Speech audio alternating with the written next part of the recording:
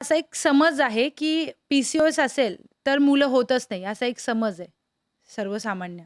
हां, तर पी-सी-ओ-एस होत नाही म्हणून मुलं होत नाही, हा समज हा पूर्णपणे चुकीचाच आहे. हं, पी-सी-ओ-एसमध्ये काय होतं, की एक फॉलिकलच्या ऐवजी अनेक फॉलिकल डेव्हलप होतात आणि त्या मुलींचं बहुतेक वजन पण थोडंसं वाढलेलं असतं. तर वजन कंट्रोल केलं आणि डॉक्टरांचा जर व्यवस्थित आपण औषधं घेतली, तर पिरियड्स पण रेग्युलर होतात आणि नक्कीच प्रेग्नन्सी राहते. म्हणजे पी-सी-ओ-एस आणि प्रेग्नन्सी नाही राहणार हा हा संकल्पच ॲक्चुअली किंवा हा समजच चुकीचा आहे. चुकीचं आहे. ओके.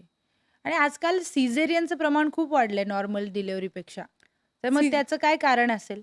सिझेरियनचं प्रमाण याच्यासाठीच वाढलेलं आहे, की मी सांगितलं, की ओबेसिटी किंवा लठ्ठपणा जो असतो, तो प्रेग्नन्सीमध्ये आणि आधी पण आपल्याला त्रासच देतो. प्रेग्नन्सीमध्ये तुम्हाला डायबिटीज होण्याचे चान्सेस असतात. खूप हं. अति खाण्यामुळे जर तुमचं वजन वाढत असेल, म्हणजे की प्रेग्नंट आहे म्हणून हे खा, ते खा, सतत सतत खाण्यामुळे जे वजन वाढतं, त्याच्यामुळे बाळाचं अननेसेसरी खूप जास्त वजन वाढतं.